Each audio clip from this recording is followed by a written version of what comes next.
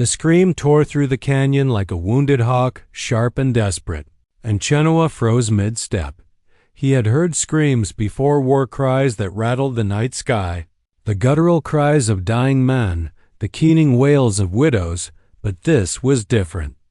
This was a woman's cry, sharp with terror and raw with a suffering that carried no honor. It pulled at him, slicing through his chest with something dangerously close to memory. Chenoa moved quietly, padding along the river bank where the cottonwoods bent against the dry desert wind. The smell of dust and horse sweat lingered, but soon another scent reached him, blood, coppery and hot, mixing with the tang of river water. His dark eyes narrowed, searching, until he saw her.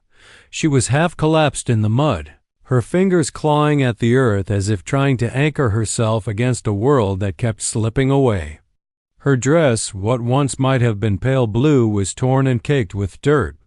Sweat plastered strands of hair to her flushed cheeks, and her breaths came in harsh, shallow rasps. She wasn't giving birth. No, this was different. Her body was racked from exhaustion, the pain of being driven far beyond her limits. Evelyn Kane. He would not know her name until later, but already her presence unsettled him. She looked around 32, young to seem so broken, too old to be treated like the fragile thing most men imagined women to be. Her hands bore calluses, her arms were roped with the faintest cords of muscle, but her frame sagged under the weight of abuse. Someone had worked her as if she were livestock. Chenoa's jaw tightened. He had seen settlers lash their mules into collapse, had seen rail crews drive men until their bodies gave out. But this woman, this was no mule, no laborer. This was a soul ground down to bone and dust. She groaned, curling sideways, clutching her belly as if something deep inside threatened to tear her apart. Her lips moved soundlessly, the ghost of words escaping into the wind.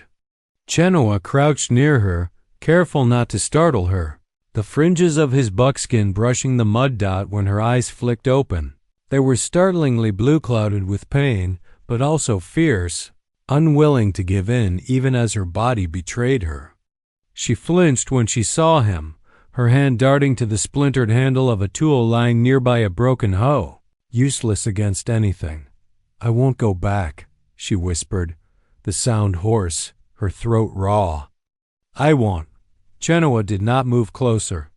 He understood the fire in her voice, for it matched the fire he had carried when others had tried to break him. Among his people, whispers followed him, the warrior with no sons, the infertile man whose line would end with him. It was a wound no blade had made, but it cut deeper than any arrow.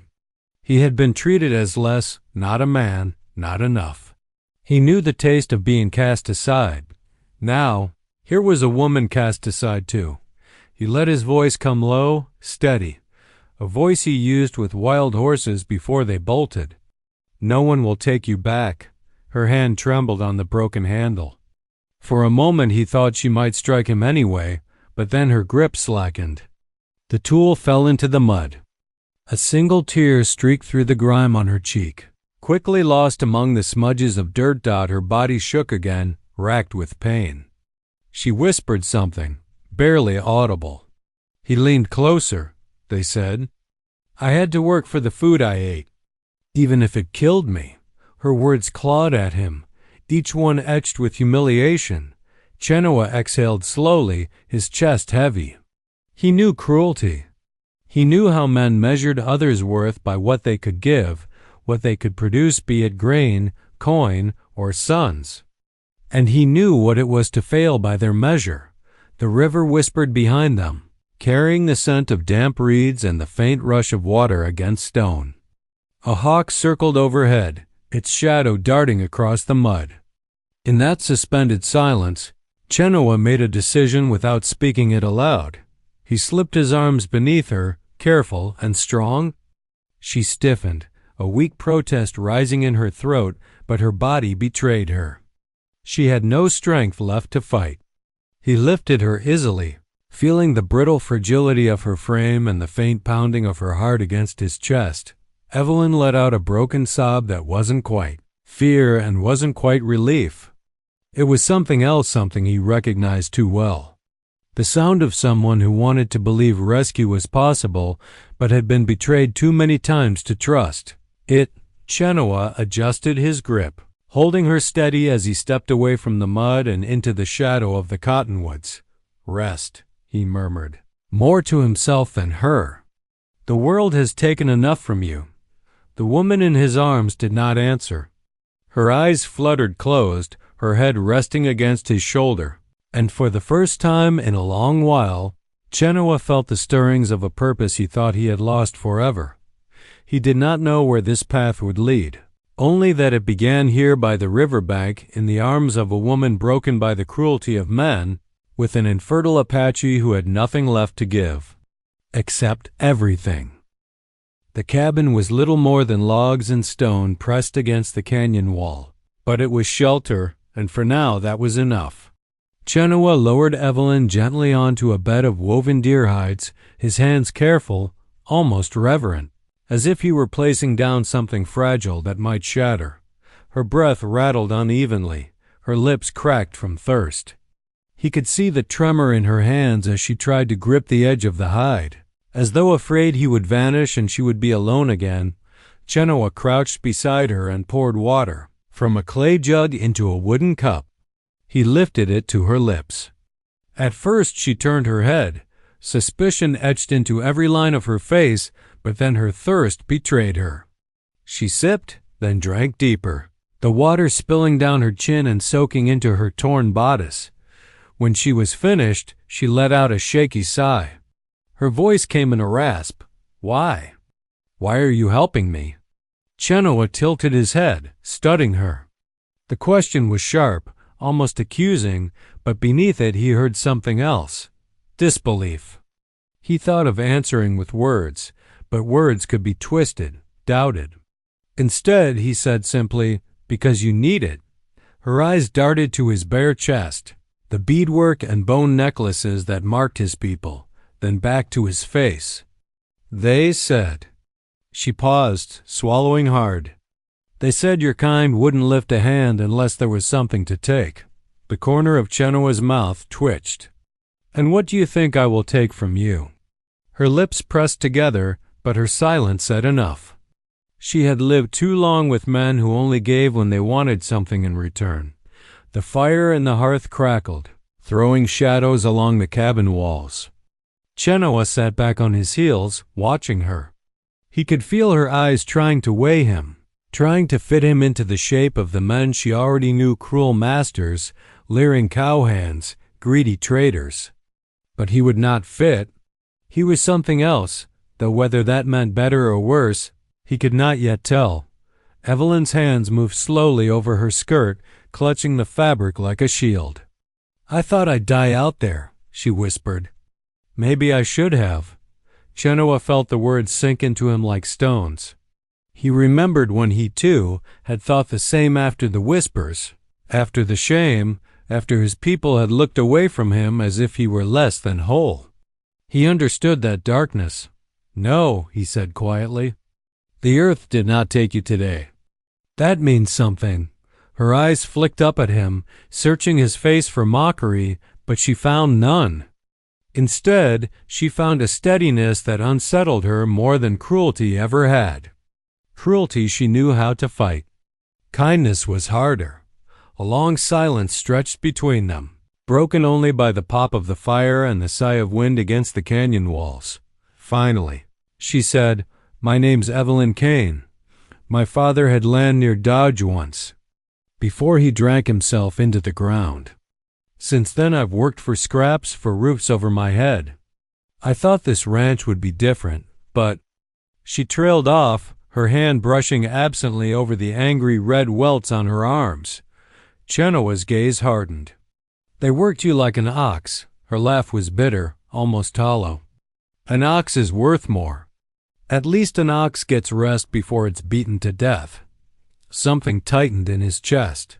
He wanted to say she was wrong, that she deserved more, but words seemed too small against the weight of what she had endured. Instead, he reached for the small pouch at his belt, pulling free a bundle of crushed herbs. He mixed them with water, grinding them into a paste. Gently, he took her arm and spread the cool salve over the welt. Evelyn flinched at his touch, but did not pull away. After a moment, she closed her eyes, the tension in her body easing. "Why do you care?" she murmured, softer now, more tired than suspicious. Chenoa looked at her for a long time. The truth was complicated, woven from scars and shame he did not speak of. Finally he said, "Because I know what it is to be broken, and because no one should carry that alone." Her eyes opened slowly, locking onto his. For the first time since he had found her by the river, she did not look like a woman expecting to be abandoned again. She looked like someone who, for a heartbeat, allowed herself to believe she might be safe. Chenoa rose, pulling a fur blanket over her trembling frame. The night air seeped through the cabin's cracks, carrying the scent of sage and smoke. He sat near the fire, his back to the wall, watching the flames lick the logs. He knew nothing of where this path would lead.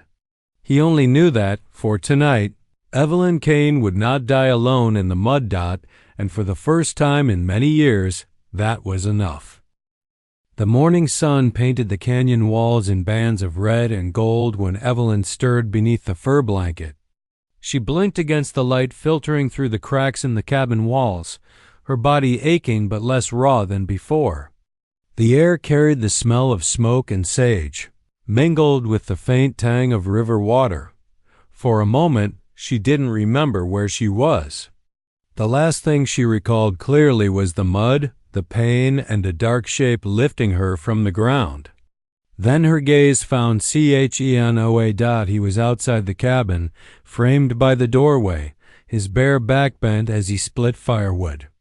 The muscles in his shoulders flexed with each strike, the rhythm steady, precise, as though the act was more than survival, it was discipline. His long black hair caught the light of morning, glistening like raven feathers. Evelyn watched him, her heart tugged by something she couldn't name. This man, this Apache, had carried her from death's door. Yet she didn't trust it. Kindness always came with a cost. Always.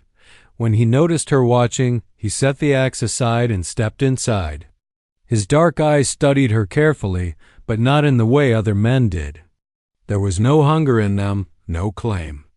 Only quiet assessment, as though he was measuring her strength the way he might measure the readiness of a horse to stand again. "Are awake," he said simply. Evelyn pushed herself up, wincing. "I shouldn't be here," she muttered, though her voice lacked conviction. "Why?" His tone carried no anger, only curiosity. "Because the ranchers will come looking. They'll say I ran off. They'll want me back." Chenoa's jaw tightened. "They will not take you." His certainty unsettled her. She wrapped her arms around herself, suddenly aware of how thin her dress had become, how little it shielded her. "You don't know them. Men like that, they don't let go of what they think they own." Chenoa knelt near the fire and stirred the embers, dropping in another log. Sparks leapt upward, filling the cabin with warmth. "Then they will learn," he said, and the finality in his voice sent a strange shiver through her. He handed her a bowl of broth, simple, fragrant with herbs. Her fingers shook as she took it, but the heat steadied her. She sipped slowly, the warmth spreading through her body. "Why do you live out here?" she asked, her voice soft. "Alone in this canyon?" Chenoa paused. His eyes flicked toward the doorway, to the wide sweep of land beyond, before returning to her. "Because I am not enough for my people." The words were plain, but the weight behind them was heavy. Evelyn frowned. "Not enough?" He nodded once. "A man without sons is no man. That is what they say. I could fight, I could hunt, I could protect. But without children, the line ends." The whispers follow. Evelyn's chest ached at the quiet pain in his tone. For a heartbeat, she saw not the strong warrior before her, but the boy he must have once been, enduring the judgment of others. Her throat tightened. So they cast you aside? Chenoa did not answer. Silence was its own admission. Evelyn lowered the bowl to her lap, staring into the broth. Strange, she murmured. You think you are not enough because you cannot give children. I think I am not enough because I am nothing but labor. Both of us measured by what we can give, not who we are. Chenoa's gaze softened. Then perhaps we are the same. The words lingered in the air, heavier than the smoke curling toward the rafters. Evelyn swallowed hard, unsure whether to fear the connection forming between them or cling to it. Outside, a hawk screamed overhead, its cry sharp against the morning silence. Evelyn flinched, her nerves raw. Chenoa rose smoothly and stepped to the doorway, scanning the horizon. His stance shifted, shoulders tense. Evelyn watched him, her stomach twisting. She knew that posture. It was the same look men had when expecting trouble. What is it? She asked, her voice small. Riders, he said after a long moment, his tone like stone. Two, coming from the east. Evelyn's blood turned cold. She gripped the blanket tighter around her. It's them. The ranch hands. They've come. Chenoa's hand brushed the hilt of his knife, his body still as a coiled panther. He turned his head slightly toward her, his voice low but firm. Then you will see. You do not belong to them anymore. For the first time since she had met him, Evelyn believed he might mean it. The sound of hooves carried across the canyon floor, a slow rhythm that made Evelyn's pulse quicken. She clutched the blanket tighter, her breath uneven. Eyes darting toward Chenoa in the doorway. Two riders appeared, silhouettes against the morning sun, dust trailing behind their horses. Their wide-brimmed hats shielded their faces, but Evelyn knew the set of their shoulders, the careless way they held the reins. Ranch hands, her stomach twisted. She could almost hear their laughter, mocking and sharp, as they had driven her into the dirt. She had thought she was rid of them, but trouble always followed. Chenoa did not move from the doorway. He stood tall, broad chest bare, long black hair stirring in the canyon breeze, tribal necklaces resting against his skin. His hand hovered near the knife at his belt, but he did not draw it. Not yet. The riders slowed as they reached the cabin. Dust settled around them. One spat into the dirt, the other leaned lazily in the saddle, his voice carrying. Well, I'll be damned. Thought we lost our little work mule. His eyes shifted to Evelyn, narrowing with cruel amusement. And here she is, hiding with a savage. Evelyn flinched at the word, shame burning her cheeks, though it was not hers to bear. She looked at Chenoa, bracing for anger. But his face was unreadable, calm as stone. You will leave, Chenoa said, his voice low but carrying across the space between them. The ranch hands laughed. One swung down from his horse, boots crunching in the dirt. She belongs to Mr. Harper's ranch. Fed her, clothed her, gave her work. She's his property now. Evelyn's throat tightened. She wanted to scream that she wasn't property, that no one owned her, but the words stuck like thorns.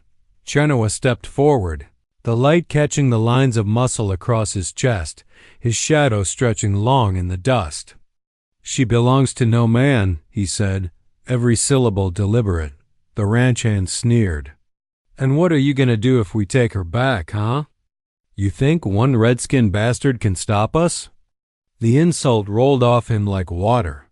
Chenoa had heard worse, born worse.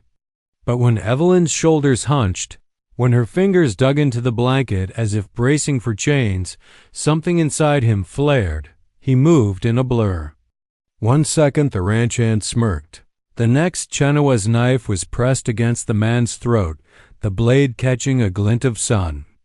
The other rider swore, fumbling for his gun, but Chenoa's eyes cut to him like steel. Don't, Chenoa warned. The rider froze, hand hovering above the holster. He swallowed hard, reading the deadly calm in Chenoa's gaze. The man beneath the blade tried to spit words, but his throat bobbed against the edge of sharpened stone. Chenoa leaned close, voice quiet, deadly. "If you touch her again, if you even ride within sight of this canyon, your blood will feed the dirt." Evelyn's breath caught. She had never heard a man speak like that, without bluster, without drunken rage, only a cold certainty that made her believe every word.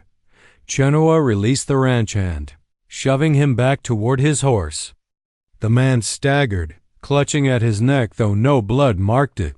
His companion helped him into the saddle, both glaring but too shaken to act. "This ain't over," one spat, before jerking his reins. The two wheeled their horses and galloped east, dust swallowing them as quickly as they had come. Silence fell heavy. Evelyn's body trembled, her mind spinning. She had expected violence, punishment, chains. Instead, she had seen a man stand for her, not because he wanted something, not because she was useful, but simply because he refused to let her be taken. Her voice cracked when she spoke. "You didn't have to. You could have let them take me." Chenoa turned to her, his dark eyes softening. "You are not theirs. You are not mine. You are yours." Tears pricked her eyes, burning hot. She turned her face away, ashamed to let him see. All her life, men had told her she was one thing or another: property, worker, sinner, burden. And now here was this man, an outcast himself, telling her she was free. She sank back onto the hides, her chest heaving. For the first time in years, she believed it might be true. Chenoa stood by the doorway a long while after, watching the trail where the riders had vanished. He knew they would return, with more men, with guns. Protecting Evelyn meant stepping back into a fight he had long abandoned. But as he glanced at her resting form, fragile yet unbroken, he knew the choice had already been made.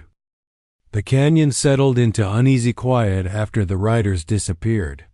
Dust hung in the air, then drifted down, leaving only the crackle of the fire inside the cabin and the faint rush of the river below. Evelyn sat wrapped in the fur blanket, her body trembling as if she had just outrun a storm. Chenoa moved slowly, setting his knife back in its sheath. His face was calm, but his eyes stayed on the horizon, sharp and watchful. He knew men like those ranch hands. They would not let the humiliation go unanswered. Inside, Evelyn broke the silence. "They'll come back." "Yes," Chenoa said simply, her fingers twisted in the blanket. "With more of them?" "Yes." The bluntness sent a chill through her. "Then, you should have let them take me." The words came out in a rush, but she regretted them the moment they left her lips. She expected anger. Instead, Chenoa only turned to her, his expression unreadable. "I do not let wolves take what they want," he said. "Not anymore." The certainty in his voice silenced her. She looked down at her hands, scarred and raw from months of labor, and for the first time she wondered if she was worth defending. That night, the fire cast flickering light across the cabin walls. Chenoa sat cross-legged by the hearth, grinding herbs with the patience of ritual. Evelyn lay on the hides, her body aching less than before, though her spirit still carried bruises. "You fought for me," she said softly. Breaking the silence, Chenoa did not look up from the pestle. "I fought for what was right." Her lips pressed into a thin line. "Men don't do things without reason. Not men I've known." He set the pestle aside and finally met her gaze. "And what reason do you think I have?" Her throat tightened. "I don't know. That's what scares me." For a moment, neither spoke. The fire popped, sending sparks upward. Then Chenoa leaned forward, his voice low. "I know what it is to be less in the eyes of others. To be told you are not enough. They look at you and see only what you cannot give. That is the cruelty of men. And I will not let them put that cruelty on you again." His words pressed against the wall she had built inside herself. She turned her face away, fighting the sting in her eyes. No one had spoken for her like that, not since she was a girl. The following days blurred into rhythm. Chenoa hunted rabbits and quail, his movements silent and sure. He showed Evelyn how to strip willow bark for tea, how to smear sage leaves on her skin to soothe the burns. He moved with quiet patience, never forcing conversation, never prying into the wounds she wasn't ready to name. At night, the canyon air grew cold, and she found herself inching closer to the fire. One evening, she woke to find a heavy fur draped over her shoulders. She glanced toward Chenoa, asleep near the doorway, his chest rising and falling with steady breath. Something inside her shifted an ache she hadn't felt in years. By the fifth morning, color had returned to her cheeks. She stood outside the cabin, her feet sinking into the sandy earth, and breathed deeply. The canyon stretched wide, cliffs glowing red under the early sun. It was harsh land, but beautiful, alive. She realized she had never really seen beauty in her life before, not like this. Chenoa appeared behind her, silent as always. She didn't turn, but she knew he was there. His presence was like the earth itself, solid, immovable. "You could leave," he said suddenly, his tone even. "The town is half a day's walk. If you want to go." The word struck her like a blow. He was giving her freedom. No man had ever done that. Her heart pounded. "I don't want to go back," she whispered. "Not to them." She hesitated, then added almost too quietly, "But I don't know who I am without them." Chenoa stepped closer, the warmth of him brushing her back. His voice was soft, steady. "Then we will find out." Evelyn closed her eyes, the morning wind lifting her hair. For the first time in her 30 years, she felt the weight of choice resting in her hands, not as a punishment, but as a gift. And though fear still lingered like a shadow, she felt something else too, the fragile beginnings of hope. The first sign of trouble came at dawn. A distant rumble carried through the canyon, faint at first, then sharper, the drumming of hooves. Chenoa stiffened where he crouched by the river, filling a water gourd. His body went still, every sense sharpened. He knew that sound too well, riders and more than a few. He returned to the cabin with long, silent strides. Evelyn was awake, braiding her tangled hair by the fire. She saw his face and froze. "They're coming, aren't they?" She whispered. Chenoa nodded once. Many this time. Her stomach twisted. She thought of the ranch hands who had tried to drag her away. Shame flushed her cheeks, because some small part of her had believed maybe he could frighten them off for good. But men like that didn't disappear. They circled back, hungrier than wolves. "What will we do?" Chenoa began gathering supplies with calm precision. His knife, his bow, a pouch of herbs. "You will stay low. Behind stone. You do not move unless I tell you. And you?" He fastened the strap of his quiver across his bare shoulder. "I stand." The bluntness of his words both steadied and terrified her. He meant to face them all. Moments later, the riders appeared on the ridge, at least a dozen men, dust clouds rising around their horses. Evelyn's breath caught as she saw their rifles glinting in the morning light. She crouched behind the low stone wall near the cabin, heart pounding in her throat. The men reined in, scanning the canyon floor until they spotted Chenoa.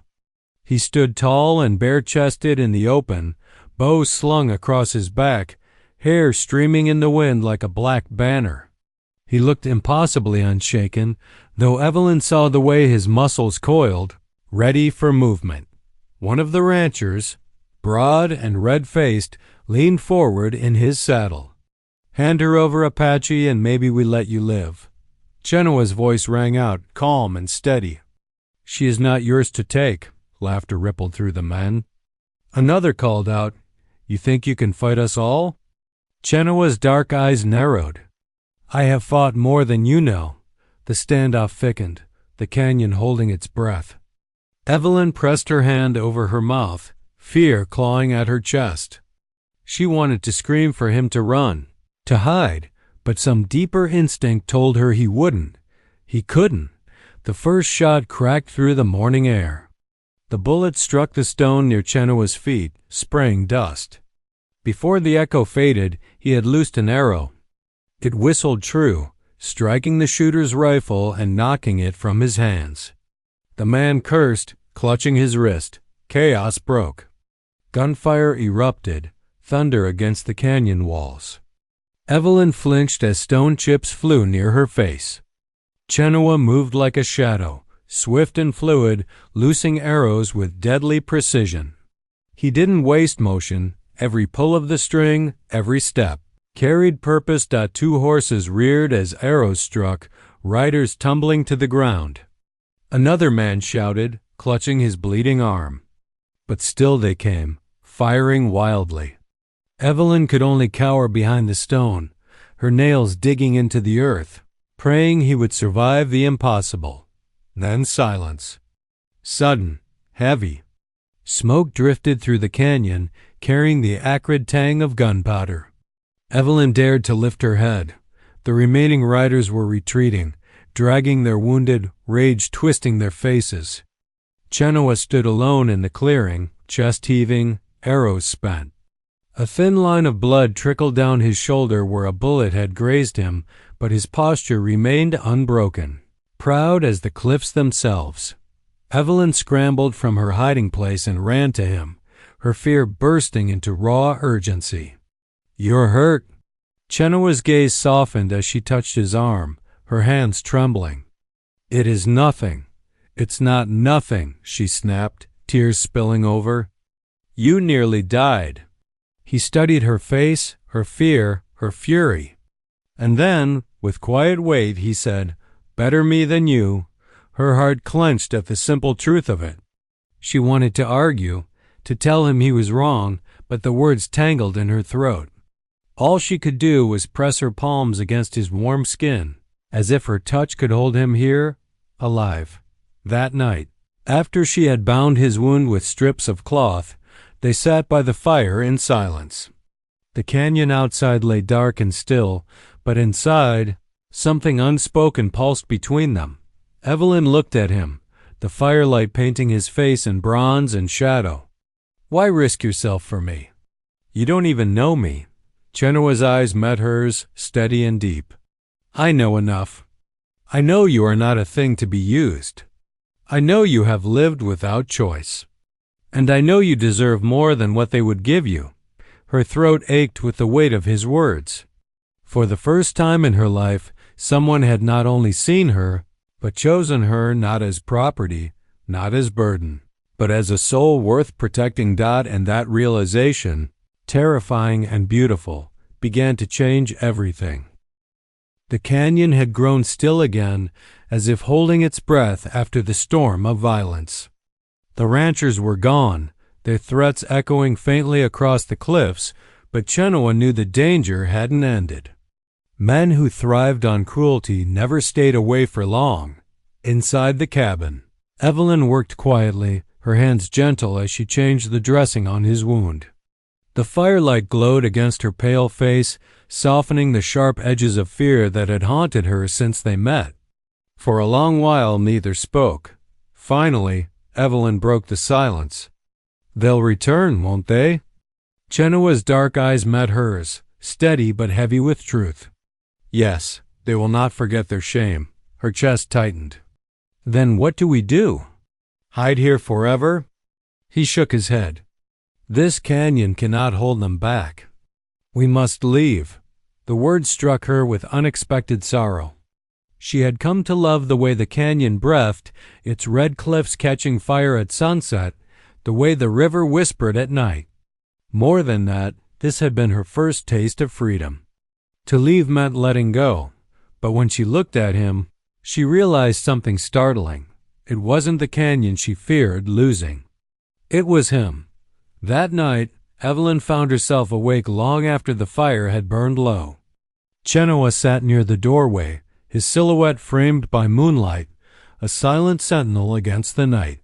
She studied the lines of his face, the quiet strength in his posture, and the scar that now cut across his shoulder. He had given blood for her, and not once had he asked for anything in return. "Chenoa," she whispered. He turned, his gaze softening. "Why do you stay with me? You could have let me go. You could have left me behind." His silence stretched until she thought he might not answer. Then he spoke, his voice low, carrying the weight of his truth. "Once I dreamed of a family.